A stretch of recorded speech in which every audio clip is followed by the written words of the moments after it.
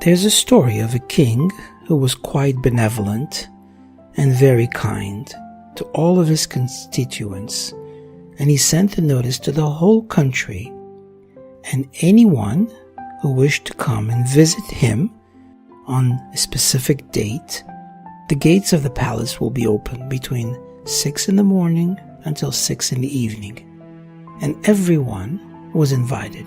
There would be no red tape, no bureaucracy. No one would be refused entrance into the palace, and everyone could come. Now the king was a very wise man, and so he set up the palace in such a unique fashion that you had to go through different floors to get there. On the first floor, there was a lavish exposition of all the best food that the palace could offer.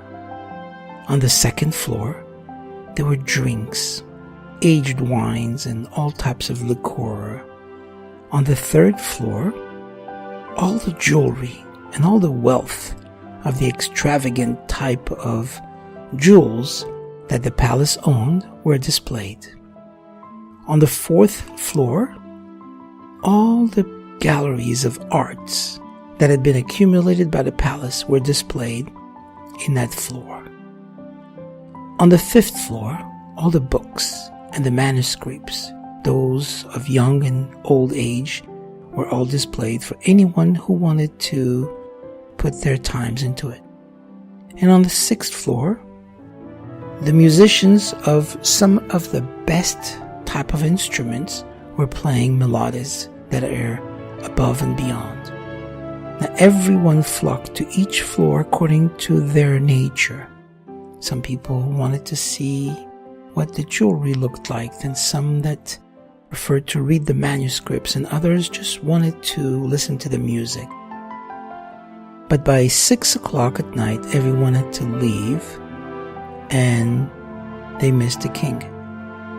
Now there was a simple peasant who knew nothing, and so when he showed up at 6 in the morning, he only took a small bite of the food. Then he went on and had a small drink on the second floor, and he skipped all the other floors because he was not interested in the music and the jewelry and the art and the manuscripts. He was just a simple peasant.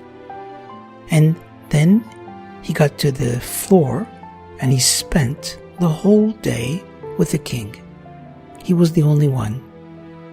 The other people, because they were so sophisticated, they were enamored by the glory, the richness, the royalty, the aristocracy, and they got stuck in the other floor. But not him. The core of the relationship that he developed with the king on that day was exceptional. Ask yourself this question: where is the best use of your time? Are you spending too much time with the toys and at work and looking at the manuscripts or figuring out the best foods? Or are you spending time with your family, your children, loved ones perhaps, or parents? How do you make the best use of your time? How do you know that you're spending the time in right proportion towards the things that should matter in life? You don't want the evening to come, which is the end of life, for you only to realize that you spent most of your time going around enjoying food, drinks, art, and other trivialities without spending the right time with your family or your loved ones or those who matter so much to you. So the best use of your time is to pay attention to it today.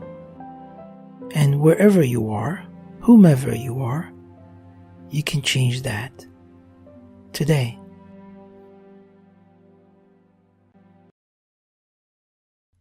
If you like what you've heard, please let us know by leaving a comment below. We would really appreciate if you would be kind enough to like, share, and even subscribe. Feel free to follow us on Facebook.